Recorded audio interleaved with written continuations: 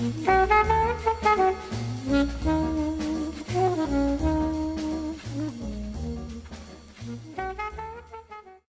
right, this is the third and final lecture in our first unit on the classical world, and we're going to talk about the various Hellenistic, Greek, and Roman contributions to intellectual history and to culture. Some of the things I want a student to get out of this section is recognizing elements of Greek thought in Roman culture. The Romans stole a lot of good ideas, a lot of good methods, and put them to good use. Secondly, I want the student to identify the unique values and contributions of Rome, things that were different from their Greek predecessors. And thirdly, I want the student to examine different factions of thought in the Greek and Roman world, the different isms that came up during that time period. The first thing we're going to talk about is how Hellenic thought became Hellenistic thought. After Plato and Aristotle, a lot of people took sides and started to develop their thinking, tried to explain them more thoroughly, in competition with each other often. Probably the single person who affected change the most was Alexander the Great, very famous pupil of Aristotle's. And Alexander took everything that was great about Greece and Aristotelianism and brought it with him wherever he went. And he went as far east as India and down south into Egypt and unified a good portion of the known world at that time, bringing Hellenistic thought into other regions of the world. This also created a number of contact cultures. This thought came into contact with Hebrew thought and Persian thought and Egyptian thought and created different pockets of ideas and thinking from that. So not only do we have a Hellenizing, a turning the world Greek, if you will, we also have a fundamental change in Greek thought. So this was being driven on both ends. Not only Greece expanding out into the rest of the world, but the rest of the world coming in contact with and slightly modifying this Greek thought. One of the major systems of thought, the first ism we're going to talk about, is Gnosticism. Now this is in a lot of ways a combination of Greek thought and some Persian thought, and it was very important for the history of Christianity, and I think you'll find out why very quickly. Gnosticism was a modification of Platonic thought. Plato talked about the cave and the outside world. He talked about the world of ideas and forms, and then the material world below, in a fairly nuanced way. Plato actually divided, according to Ralph Nash at least, Plato divided the Platonic world into three tiers, that there's a material world below, then there's the world of forms, chairs, what makes a chair, what makes, I don't know, a desk a desk. But then there's a third higher category of ideas like justice and goodness. And these concepts were also poorly reflected into the material world. Gnosticism divided that three-tiered cake into two major chunks, the material world and the spiritual world. And if you want a bumper sticker definition of what Gnosticism is, it says the material is bad, spiritual is good. So our job is to transcend the material, to get rid of the trappings of the material world and spend more time in the spiritual world. I can see why this sounds a little bit like Christianity, and why early Christians kind of took the teaching of Jesus and Gnosticism and kind of meshed them together. And that's problematic because while the Bible says that God is spirit and those who worship him must worship him in spirit and in truth, he also sent his come to be incarnate, to be made flesh, to be with us. And God created matter and declared it good. So Gnosticism from a Christian standpoint is hard to hold on to the way it was formulated in the Hellenistic period. Although I think it's it's very easy to see how people might have gotten confused between the two. Now, this mode of thinking actually spawned two different reactions to it. The first is the hedonist reaction, and we'll talk about Epicureanism. And the second is the ascetic reaction, or Stoicism. Let's talk about Stoicism first, because it's a little easier to wrap our minds around. It's a little bit more simple. Stoicism was a philosophy apart from Christianity. It was developed in the 3rd century BC by a guy named Zeno, who used to teach from his porch. And the Greek term for porch is stoe, which is where we get Stoicism, the teachings from the porch, if you will. What Zeno taught is that the idea of pleasure and passions were connected to this material world. So therefore, one should order life by avoiding all pleasure. Now, that's not exactly what Zeno said. I'm simplifying it significantly and kind of mangling Zeno in the process, but I think it's easier to think about it in these categories. What Zeno actually fought for was moderation of thought, moderation of the material world. But there was this Gnostic presupposition that the material world is bad, and we have to somehow remove ourselves from the material in order to get to the good. Evil in Zeno's world was unrealistic expectations. If you define happiness by the ability to fly around in a private jet and your favorite team winning every game that they play, life will be a bummer. So therefore, we must be moderate in what we expect, and this is one way to transcend the material world. Again, Gnostic assumption that the material world is bad, spiritual is good. We must separate ourselves to one extent or another from that which is immaterial. And Stoicism actually has somewhat of a Christian counterpart, and that's Monasticism. This idea of shunning worldly pleasures in order to focus on God. We'll talk some more about Monasticism later. But we as Christians, there's something about this that resonates with us.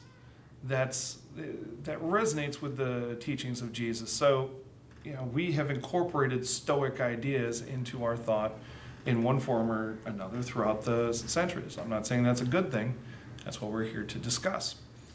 So the ascetic response to Gnosticism is to shun the material world, embrace the spiritual world, and Stoicism and Monasticism are two different models on how that has been done.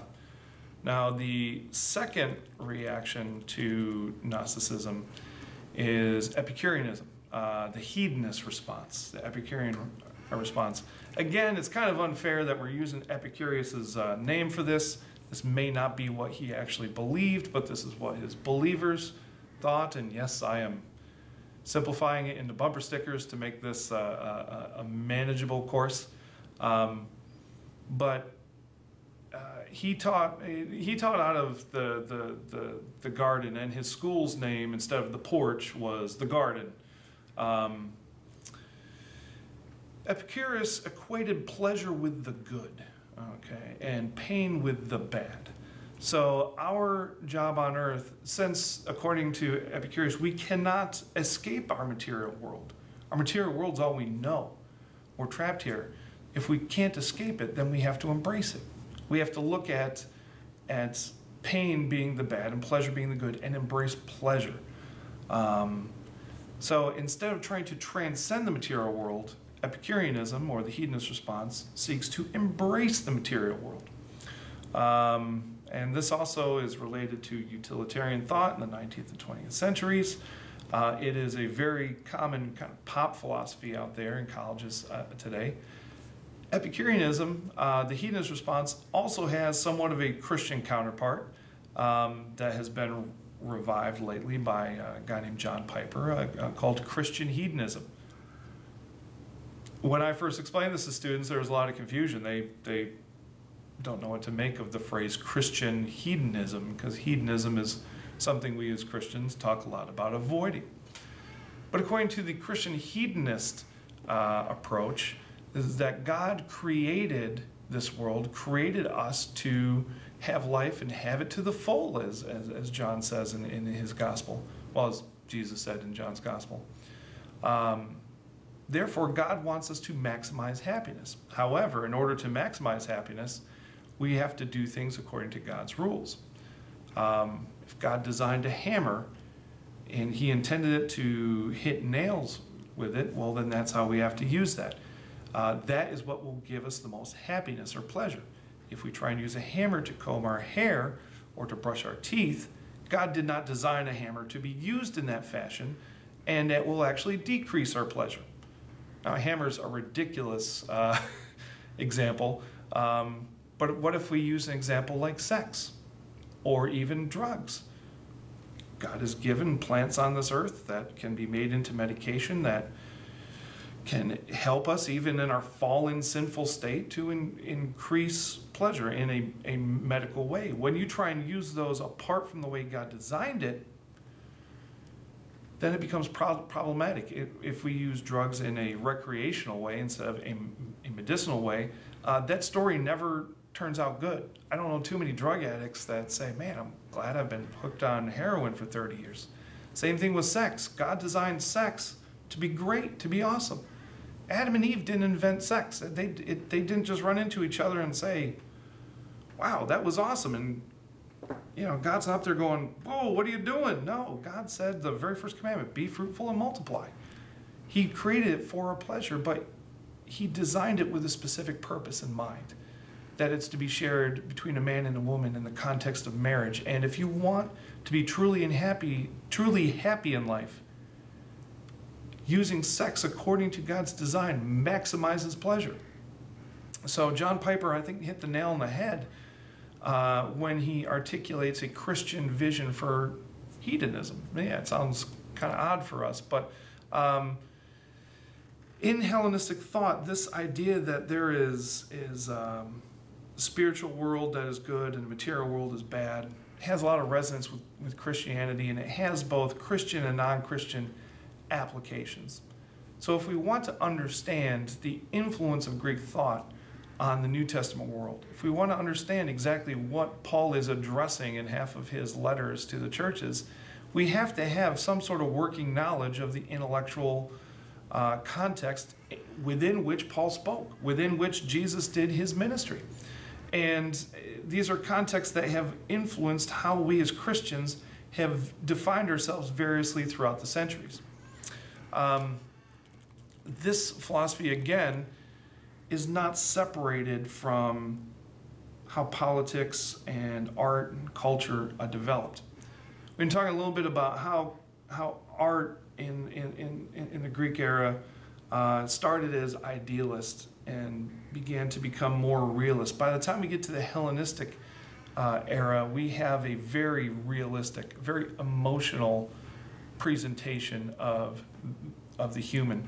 Probably the representative piece or sculpture is the Laocoon group, this gnarled guy who you can see pain and you can see the tension in his muscles. It's very realistic and elicits a very real emotional response, which is why even today people who own iPads and have seen the best 3D HD movies and are exposed to a lot of media, even when those people go and see the Laocoon group, are kind of amazed by it. It's stunning, but it represents a very Aristotelian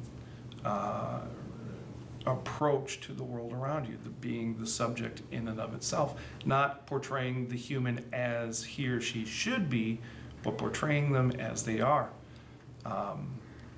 Again, with Alexander the Great being an Aristotelian, this was a very popular way of organizing the world around oneself in the Hellenistic period.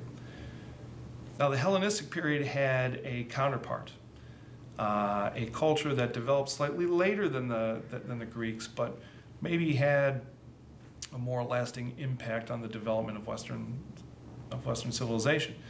Those are the Romans. The Romans, we can start this story back in the 8th century BC, but it persists well into the 5th century or maybe even beyond AD. And these Romans were famous for conquering a people and then stealing everything great about these people and somehow making it their own. And the Greeks were probably the #1 culture from which the Romans would steal. Architecturally, artistically, philosophically, politically, militarily.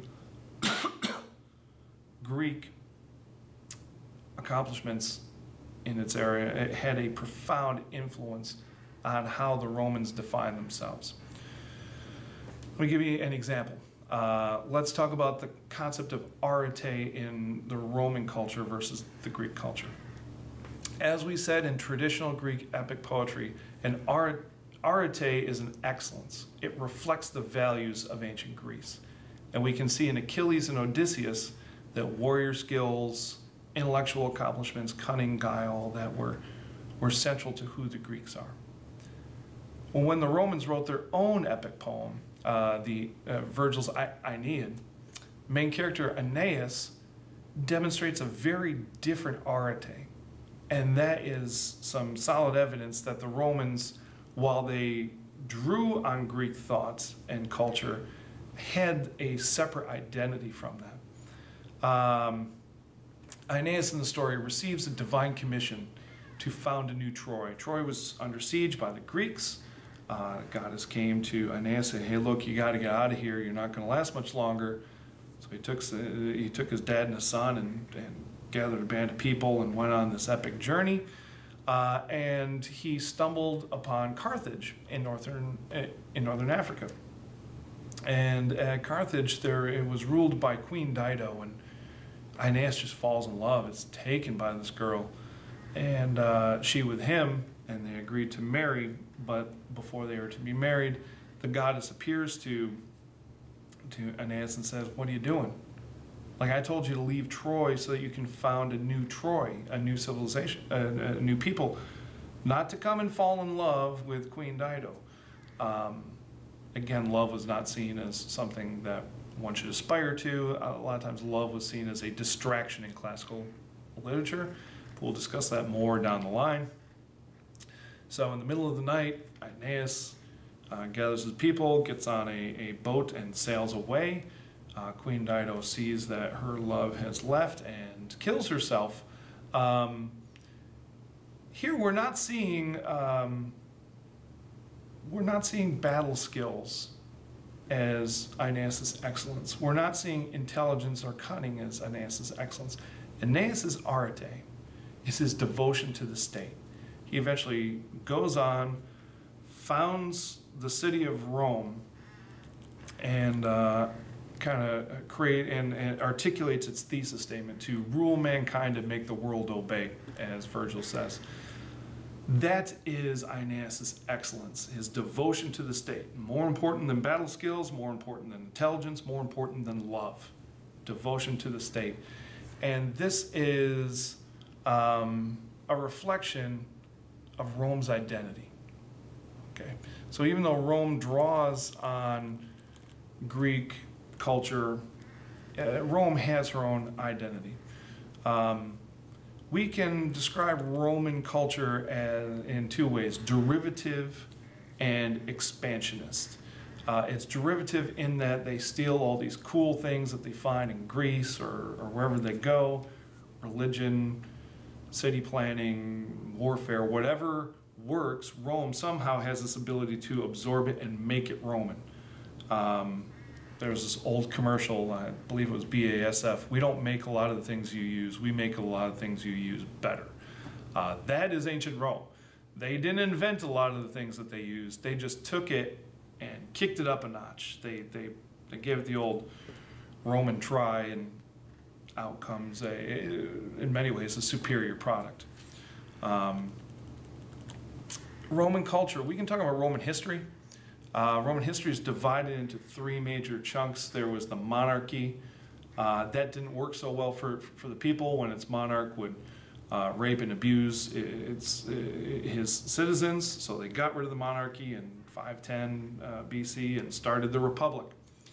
And the Republic in some ways was an adaptation of the Greek idea of democracy, but it was more sustainable, especially on a large scale. There again, they take a principle and make it better. The Republic was great, or Republican government was great when they were ruling over a small republic. When Rome expanded to the point where it was an empire, you need an emperor to roam that, to rule that. So we have monarchy, we have republic, and then we have the Roman Empire. The monarchical period saw the formation of the Rome as a city and its expansion throughout central Italy. That's where we get the legend of Romulus and Remus. When the last of the kings, Tarquinius Superbus, betrayed the state, the monarchy was banished and it was replaced by a republic, a balance of power. This is what is known as the Golden Age of Rome, at least the first Golden Age. Okay. During this period, Italy and the immediate surroundings were consolidated. So the Roman Republic actually ruled a relatively small area. But as Rome became more effective and more efficient, it grew and grew and grew and spread throughout most of the Mediterranean world and up to Britannia and Germania, and it just became too large for a republic to work, so they needed an emperor to rule an empire. However, without checks on authority, the empire didn't work so well either. They had to overcome a lot of obstacles with attacks from without, the problem of succession, economic crises. So eventually Rome was no longer sustainable. Okay. Now when we talk about Roman art and architecture, again we're talking about something that's derivative and expansionist. We take the Parthenon as a temple to a goddess, and that is kind of the defining landmark of Athens. But in the city of Rome, the defining landmark was the Colosseum, or possibly the Circus Maximus. Notice two differences of purposes there. Roman art copied much of the Hellenistic art of Greece, but instead of these mythological figures, a lot of times Romans would portray a head of state or something like that. So we have a difference in subject matter. To summarize, Rome was an amazing accomplishment in and of itself. But Rome offered very little intellectually to our Western discourse that wasn't somehow a derivative of Greek thought. Again, an unfair simplification, but a useful one in this context. So I hope this serves really as an introduction to classical thought, not necessarily its entirety. We left a lot of doors unopened of this, but I appreciate your time. Thank